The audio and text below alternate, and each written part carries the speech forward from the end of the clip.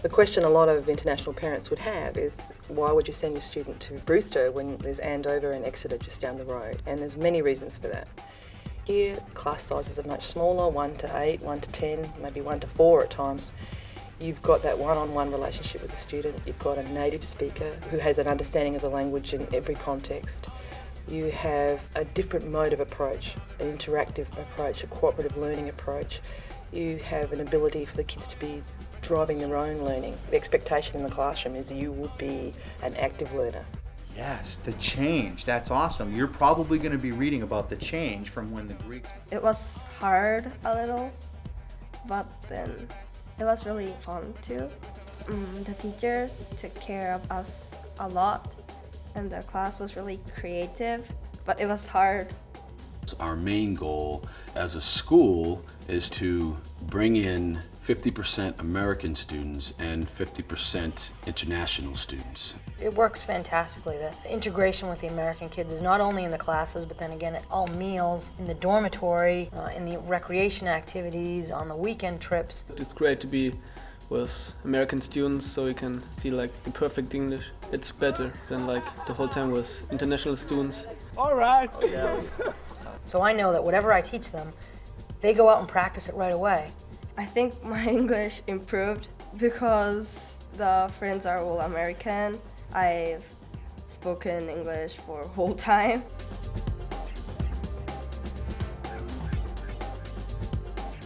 Korean, yeah.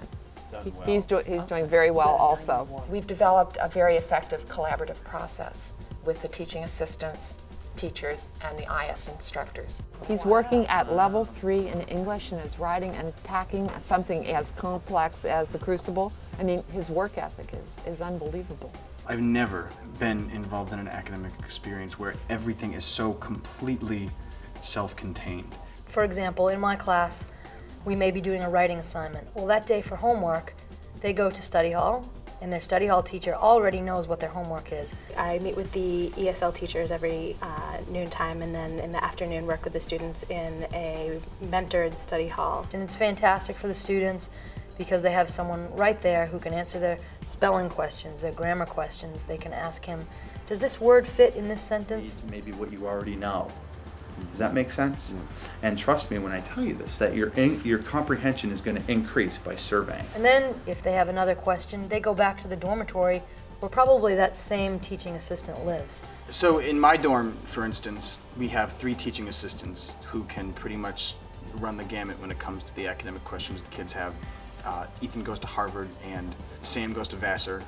And then, as far as I'm concerned, I study English at Carnegie Mellon. So there isn't an academic question that could come up in the dorm that one or the 3 of us couldn't answer.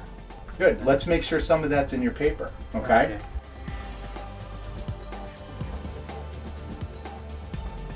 quite often the teachers are on the internet until 10, 10:30, 11 o'clock at night. So you don't have to wait for the next day. You can ask, like, you have a question and you wrote the email, 5 minutes later you know the answer. If they're doing their homework, I'm usually there checking to see if they have any questions. So they have really around-the-clock support here.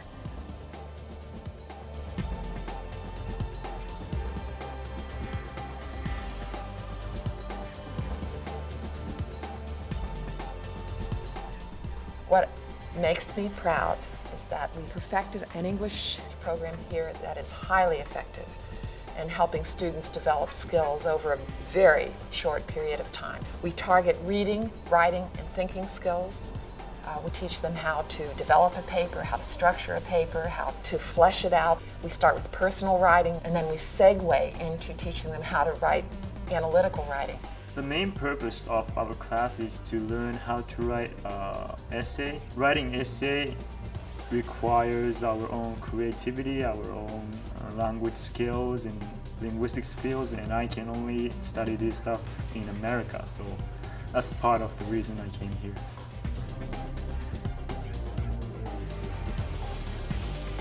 Just as an idea, do you know what you're going to do for that portion or the interview? Working in an environment with a high amount of technology involved is really good for an ESL student, particularly because in the writing and reading mode they have access to information and ability to edit their work that they wouldn't have normally. Particularly successful part of their summer program is video ESL. Okay, let's check which ones we have on tape. This class is fantastic for these kids. They learn English in the morning, then they take this English to the video ESL class. If you give a student an opportunity to create a video in which they have to create a script, they have to put it together all in English, then obviously that's the ultimate English experience. And what kind of things are in there? Kimchi and squid. One of the most memorable days this summer was our Global Food Day, and it was fantastic. The kids came in, they all had their recipes written in their ESL class. Then they actually demonstrate this recipe. We go to one of the teachers' houses and they use their recipe and they teach the other students how to make their food. And it's a fish cakes. And the kind of seaweed. Fish cakes, yeah. And noodles. Just a thick noodle. Yeah. Actually read. So you're sitting down for that half hour, 45 minutes, and you're actually reading, you're doing your homework. Some of our students have what we call instructional support, and this teacher sits down with the student every day and they go over all of their homework. They go over the areas that they need help in.